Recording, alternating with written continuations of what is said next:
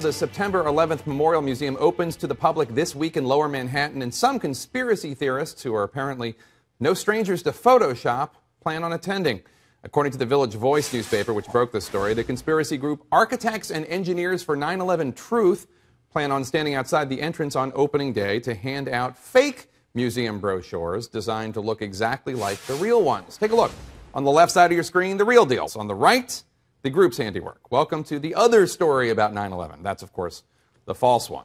This is Ogrodowski of WeAreChange.org. I am here with the one and only Richard Gage of Architects and Engineers. Now, Richard made a lot of news last week when you made a flyer that was very similar to the flyer that this 9/11 corporate museum was giving out behind us. You got a lot of media attention, but can you tell us why did you decide to make a very similar flyer that the 9/11 museum was giving out? Well, we noticed that the official museum flyer had no information about the controlled demolition of these 3 skyscrapers. Inside, they claim they've compiled, quote, a vast amount of evidence, I'm using the term loosely there, proving, that's their word, not ours, that all 3 World Trade Center skyscrapers were deliberately destroyed by explosives on 9/11. Yeah. Well, we noticed that it had no information about the nanothermite found in the World Trade Center dust, or the free fall of World Trade Center 7 symmetrically into its own footprint the afternoon of 9/11 due to, quote, normal office fires. Of course, they don't actually prove anything except for man's capacity for believing crazy things. In a sense of sacredness, actually a pathological sacredness that, that keeps people from even being willing or able to ask these very serious questions anymore. So we're very concerned. And man's insensitivity to, for instance, the families of the approximately 3,000 people killed. Seeing the mainstream media say that you're a conspiracy theorist, that you're just making things up. In New York, the Pentagon, and in a field in Pennsylvania by Islamic terrorists with al-Qaeda, as every credible investigation has actually proven. Why it's not a conspiracy theory to you? We're just talking about scientific forensic evidence, eyewitness testimony, video evidence. Emily, we are more than a decade after the tragedy of 9/11. Why do these truthers have such staying power? It's such a good question, the persistence of this theory. You know, usually with a conspiracy theory, you imagine that people are trying to make sense of the senseless. But with 9/11, we have a real conspiracy called al-Qaeda. So I don't know why everybody, not everybody, but the mainstream media and those people who just don't want to exercise their brain cells to look at the evidence, it's just so much easier, I think, for them to stay in denial, stay in their well-defined box. And so one has to imagine that the anti-government motivation of the 9/11 truthers is really what's driving this. Because if you could imagine that the government made up 9/11 as a hoax, then the government is completely monstrous. There's no reason to believe anything any federal official says, and certainly no reason to pay your taxes. Has the official story understood, but can't deal with the scientific forensic evidence. So we turn their world upside down when they really start listening. And what happens when this kind of nonsense hits the echo chamber of the internet? Well, it tends to multiply online, and you see these dark corners of the internet where people pile on, and there's this very minute parsing of the technicalities of the supposed evidence. Well, we now have 2,100 architects and engineers demanding a real investigation of the destruction of all 3 of these World Trade Center skyscrapers. These are technical and building professionals. They don't have conspiracy theories. I don't have conspiracy theories. What we do have is a host of evidence. I mean, we're talking about high-rise architects, structural engineers, metallurgists, chemists, physicists, controlled demolitions experts, all gathered onto one place, the video, the DVD, 9/11 Explosive Evidence Experts Speak Out, where all this evidence is laid out. And more detail gets added and accumulated, and it kind of feeds on itself.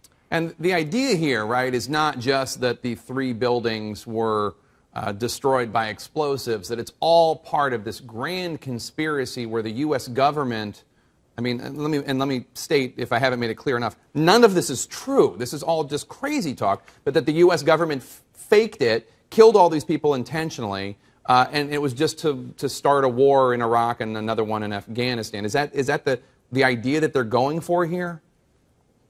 And people just can't refute it. It's really irrefutable. Yeah. That's the idea, and just to state it is to show how horrifying it is.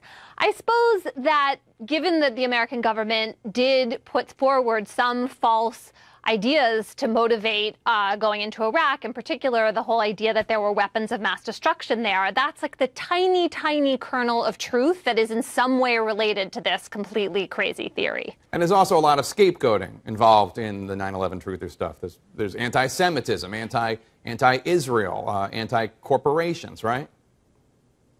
Now, you not only bring together architects and engineers in this field, but also survivors, family members, rescue workers, a lot of people who were affected, like Janet McKinley, rest in peace. Exactly, and I think you see these virulent strains that are related to each other and familiar from fringe right-wing talk, and they all get kind of weirdly braided together in this particular theory. And historically, we see that these conspiracies come after very upsetting events. The Kennedy assassination, the assassination of Martin Luther King Jr. Is there a pattern there? He said that anybody questioning the official events is crazy, is delusional, and is not in their right mind. What response do you have to Jake Tapper? That is the problem.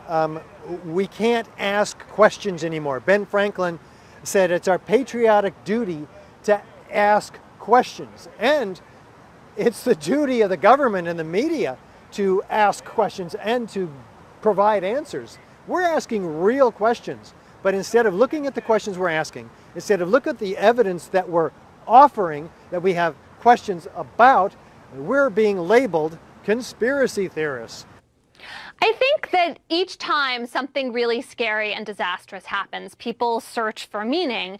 And then sometimes, even when there is a clear explanation, because we have that for 9/11 in a way that we didn't for the Kennedy assassination, certainly at first, then you have this search for supposed other evidence out there, and people just kind of pick it up and run with it, even when it seems completely unwarranted.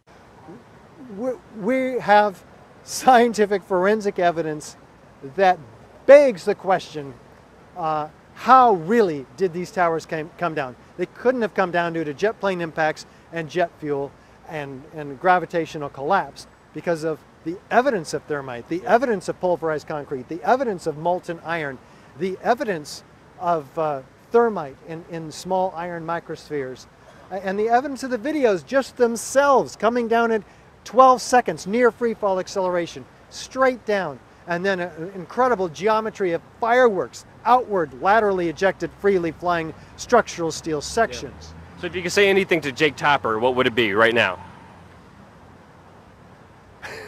Put you on the spot there. Yeah. Jake, I agree with Rudy Dent of the Fire Department of New York. You need a real job. Get yourself some integrity. Go and work at McDonald's. You'll have a lot more integrity there. We need people at CNN who are going to ask questions, who are going to demand answers. We need people who don't parrot the official line, who don't mock their interviewees by calling them all different kinds of names without even looking at what they're saying.